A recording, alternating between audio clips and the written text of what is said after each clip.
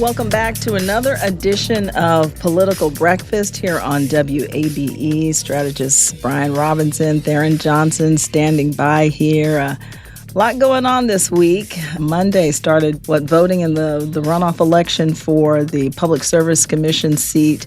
Who's in the running? Keisha Waits, a former state lawmaker, former city councilwoman. And then we have Peter Hubbard, who is an advocate in the clean energy industry and founder of the Georgia Center for the Energy Solutions, in a runoff election there that in a race that a lot of people aren't paying attention to and probably should be, right? That's the understatement of the century there. Yeah. It's going to be really hard. Even when there was a Republican primary going on at the same time, and this was just the general primary, their turnout was abysmal. I was joking here with you guys about my wife and I going to vote in Chamblee at an early voting location, and the workers being shocked to see us, just so happy to have company. I think they would have painted me with "I voted" stickers if I had asked. I just want to tee off on a couple of things here on this, because I'm not an expert on the Democratic primary or these two people. I did listen to them in an extended interview and came away with some opinions. One, the Peter guy seems to be fairly knowledgeable about energy policy and have some background in it. Keisha Waits, I thought, was interesting because she was like, look, I don't really know much about energy. I'm not really a policy person, but I know, but her message was, I know how to come to the table and get things done as a legislator and city council member, et cetera. But I didn't think I don't know much about the policy at hand was the best message. So we'll see what Democrats do with that. I do think it's going to be a blind race to some degree for most voters, except for those who show up. If you show up, you probably know who these guys are. I've done some research because it's such a small handful of people. And look, a guy named Peter is going to have a really hard time beating a woman named Keisha in a Democratic primary runoff, period. Right? Y'all know that's true. So what's interesting about this podcast for now 10 years, there are things that Brian will say that we as black people kind of say privately. And there's things that Brian, I will say that white people, y'all say privately too, right? Say that. But here, you ready? B. Rob is right. So let me unpack all that. But before I do that, shout out to the Fulton County Democratic Party chapter. They hosted a forum. It's virtual. I think it's in person as well, but trying to just get people to know that, hey, we have early voting that started on Monday, July 7th, and we have an election on July 15th.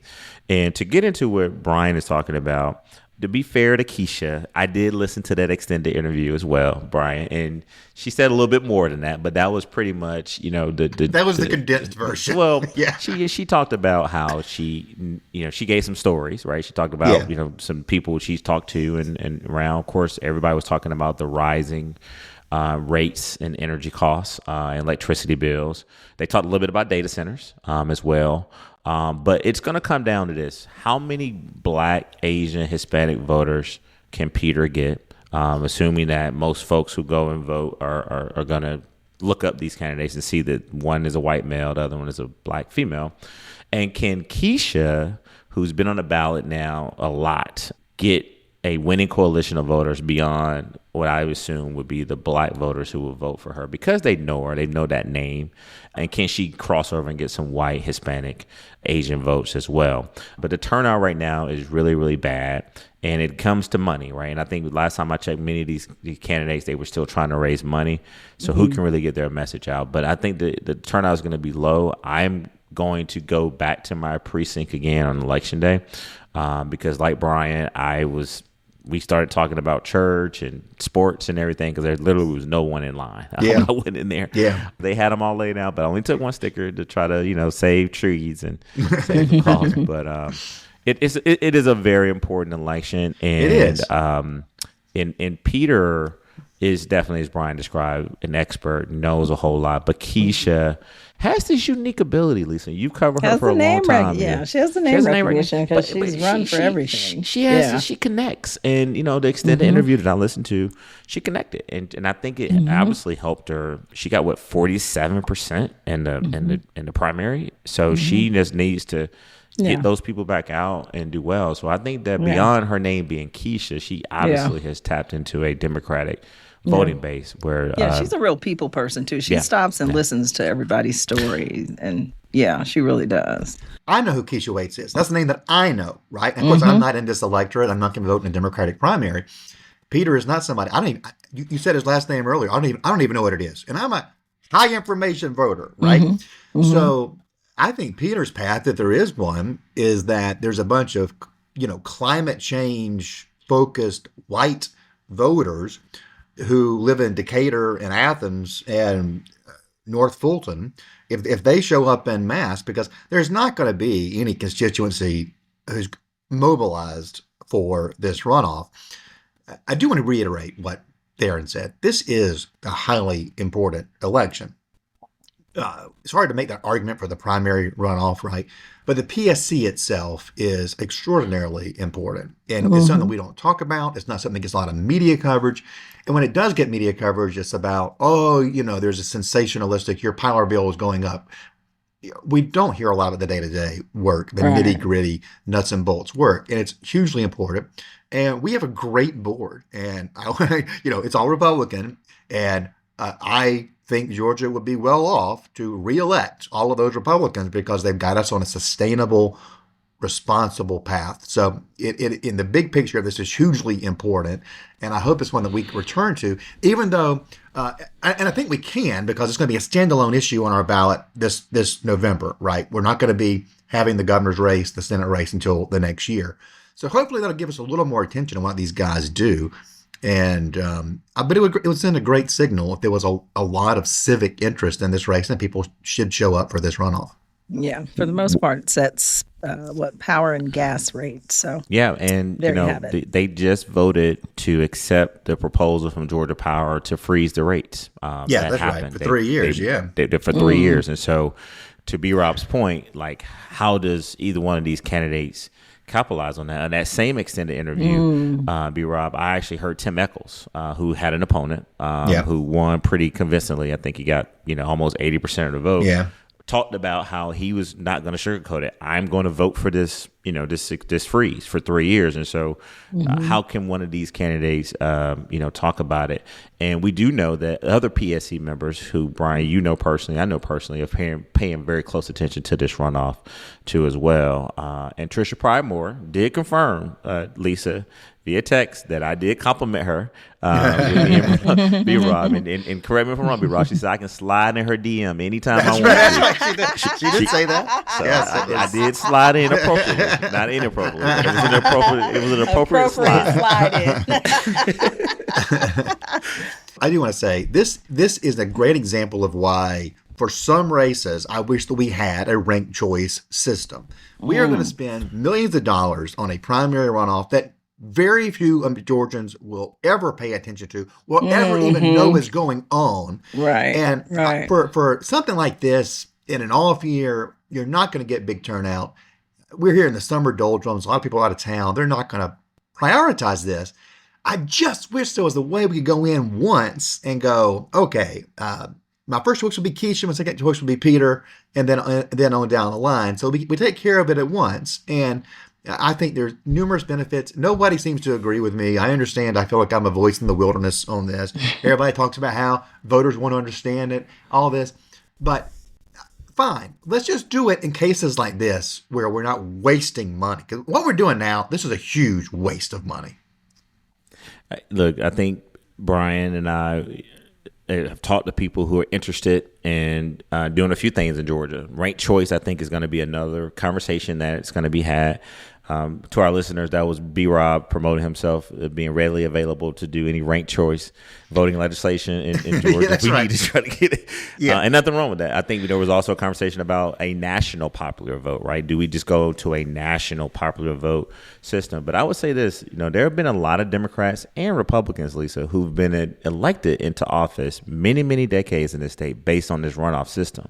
Sometimes you see the second place finisher, he or she, particularly in the Atlanta mayor's race, usually surges to the top. We've seen that now in the last 2 to 3 races, but we've also seen, David Perdue, had David Perdue not gone into a runoff with John Ossoff, right? Would he be the U.S. Senator now had, but I think he had, another person in his race. So one can make the case that the runoffs are expensive, but also I think when you have a crowded field, it does reward the two top vote getters, and it's left up to them to put in the structure in their campaigns to be able to quickly re-engage with voters and create the money and the strategy that need to be the winner. So I think that's going to be the question: who am I communicating with going into this election on Tuesday? Because a lot of these voters don't know either of these candidates, but do they have the ability to do yard signs, text messaging, mail? Not going to be in television.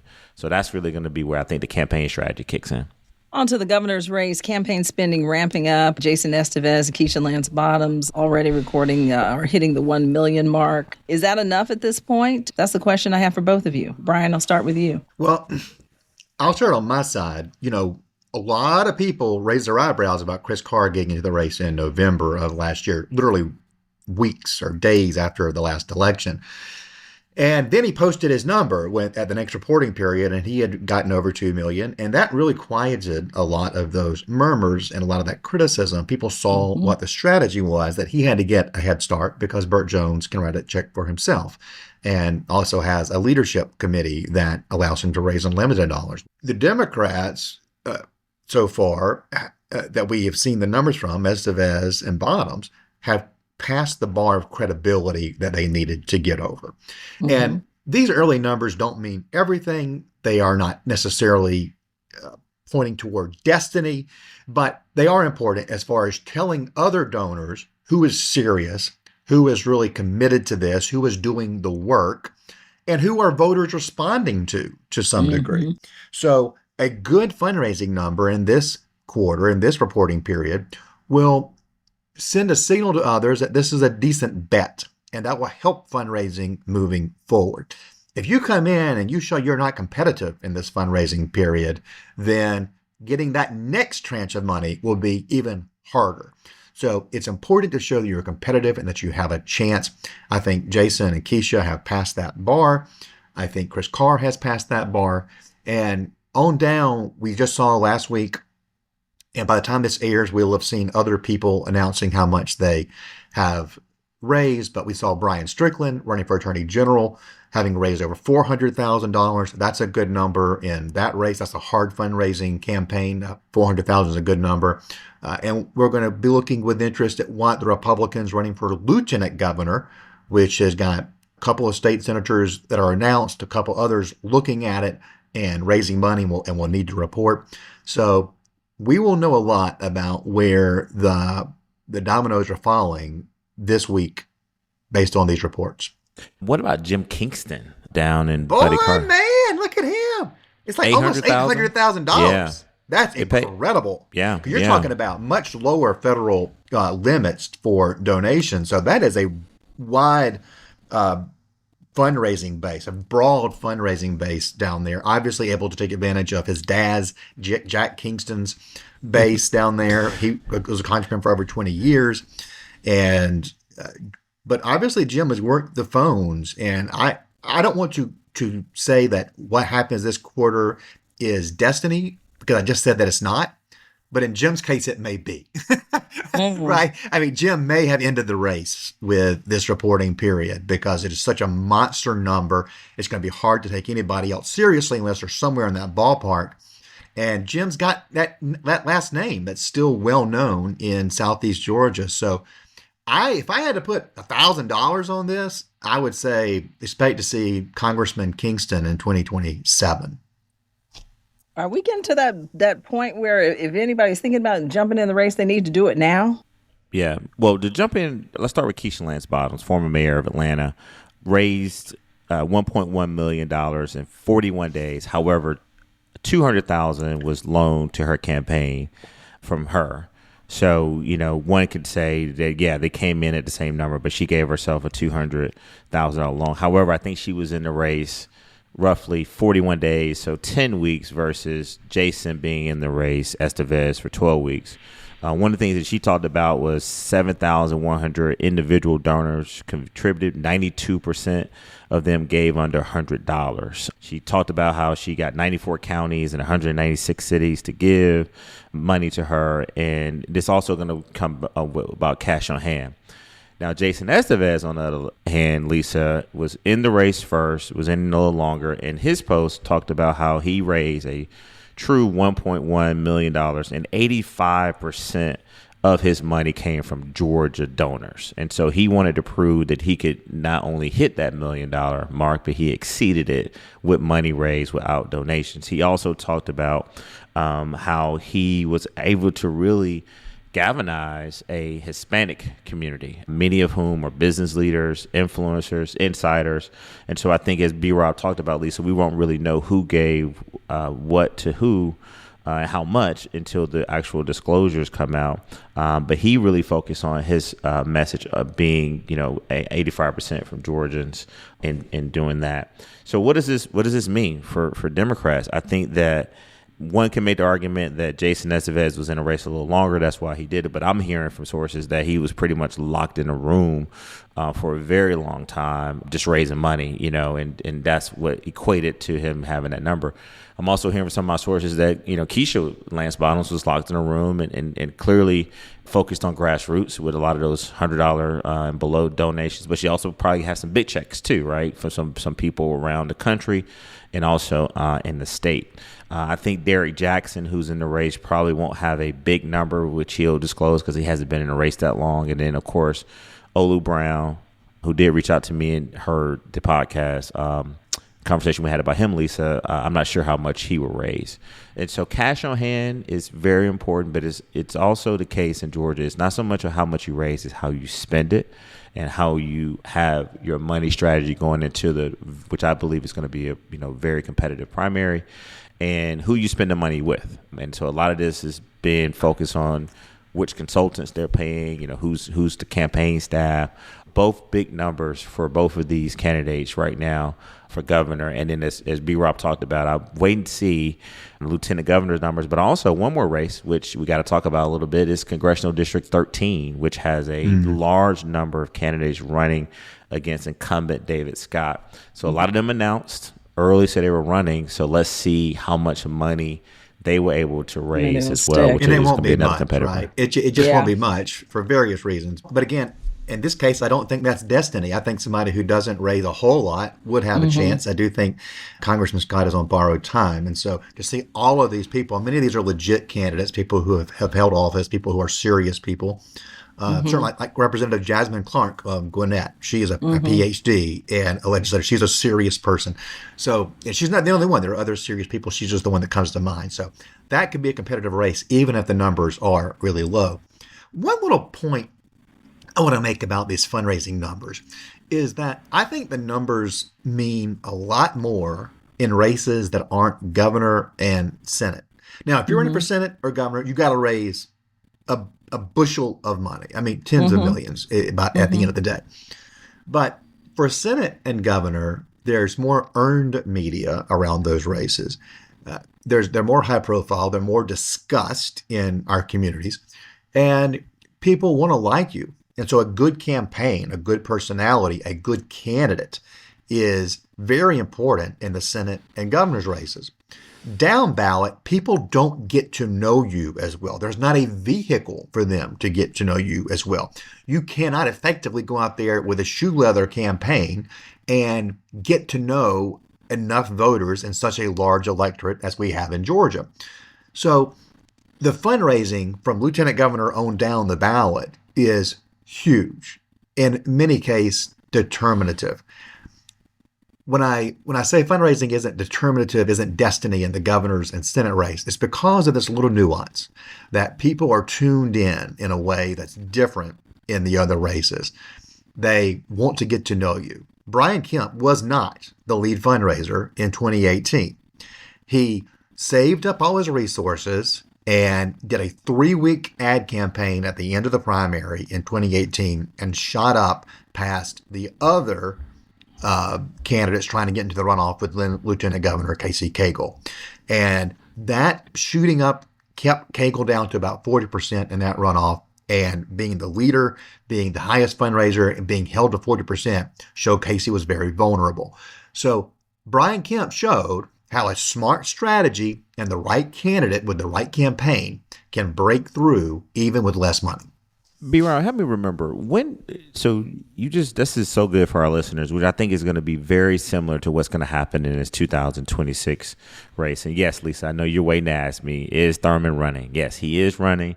He's coming. All right. You can't wait. I'm going to go ahead and call myself out because, you be trying to sneak that in. But Brian, correct me if I'm wrong. Okay. So so Casey Cagle and Brian Kemp went to a runoff, right? Yes. Yeah. So Trump endorsed in the runoff? 6 days out. So 6 days Wednesday out. before Okay. the Tuesday. And this is a very sincere question. I'm trying to remember. And I'm not, for all the people who are with the, I call them BK, but the Kemp team, this is not a hit. This is just me really trying to take our listeners into what happened in Georgia. Did Brian Kemp start running the ads with the pickup truck? I'm going to round up all the illegals. Was that before the runoff?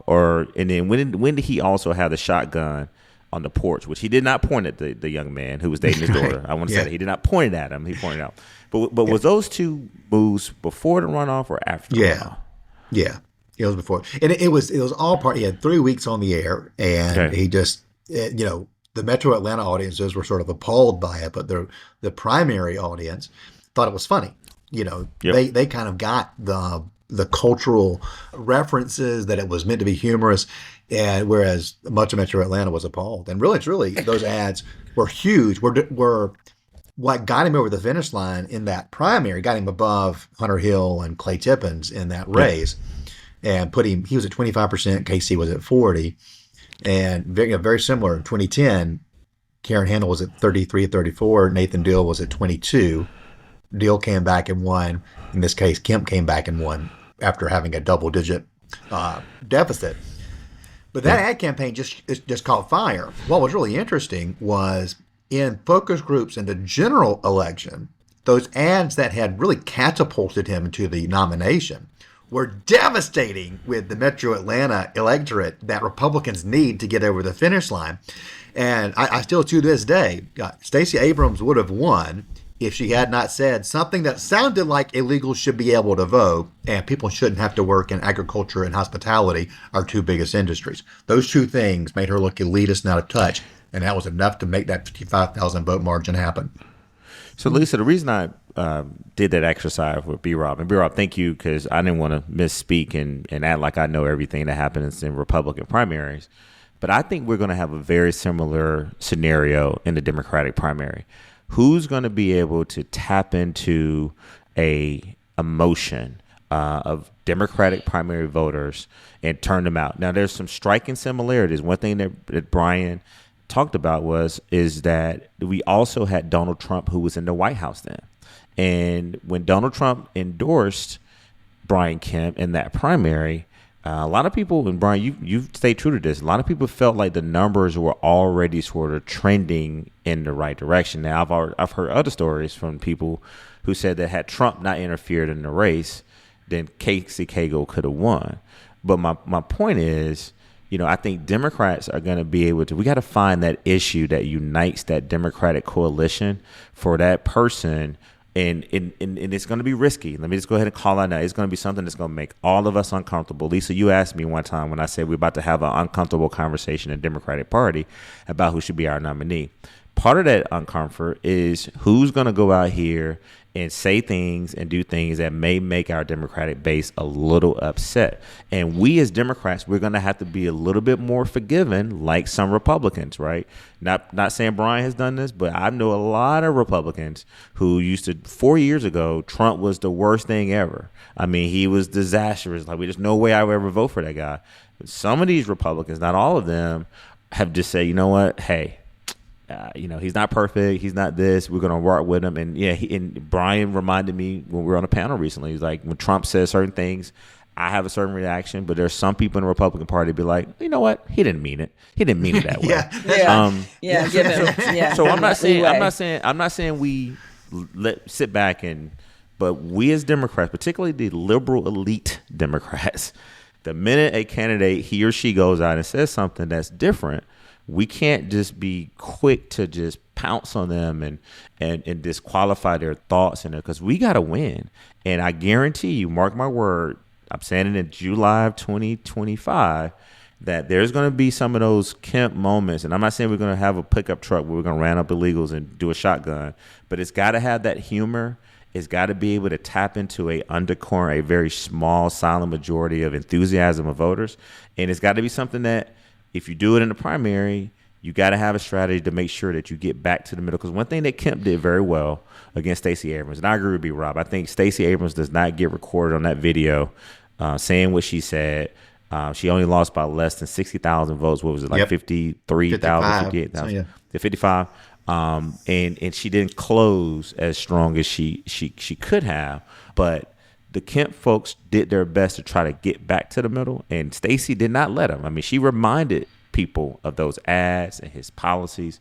And so I think Democrats, we're going to have to understand this now. We're going to have to be comfortable with being uncomfortable. It's about winning. And there are going to be some things said, some commercials produced, some ads that are run that are going to be untraditional, but Republicans did it, and that really was what catapulted them into what we've seen now, an additional decade of leadership with Kemp and others in the state. Great analysis from Tharon Johnson there. I mean, for whether you're a Republican or a Democrat, he's absolutely right. What he said there that I really clued in on was he talked about connecting emotionally, who's going to get people emotionally energized, and that is huge. And you cannot bottle that and sell it. Candidates either have it or they don't. Campaigns have it or they don't. And so who is going to have that lightning in a bottle that breaks through? And we don't quite know yet. I think both sides have some people who have some talent, who have some ability to connect with regular people. One thing I think is going to be a challenge for Democrats, and I'm happy to talk about what I think are challenges for Republicans too, but one challenge for Democrats is part of that uncomfortable conversation that Tharon is talking about, in my view, and Tharon heard me say this on that same panel, is Democrats have to harness their rage. And it's going to be really hard to do because primary voters are the most ideologically motivated on both sides. Conservatives on the Republican side, liberals on the Democrat side. And the Democratic primary base is in a lather. I mean, they just hate Trump to such a degree that it is their main motivating factor. I don't think a campaign of rage wins in Georgia. That may work in New York City, where we're seeing extremism take hold in the primary there with somebody who is just an absolute unacceptable alternative for the vast majority of Americans. If Democrats get pulled in that direction, boy, they are going to, it's a suicide leap, really. In Republican, their challenge is, what do you do to carve out your own identity in an era where Trump defines the party, right? Because do you just do ditto, whatever Trump says, ditto, ditto, ditto? Do you offer your own vision the way that Brian Kemp has?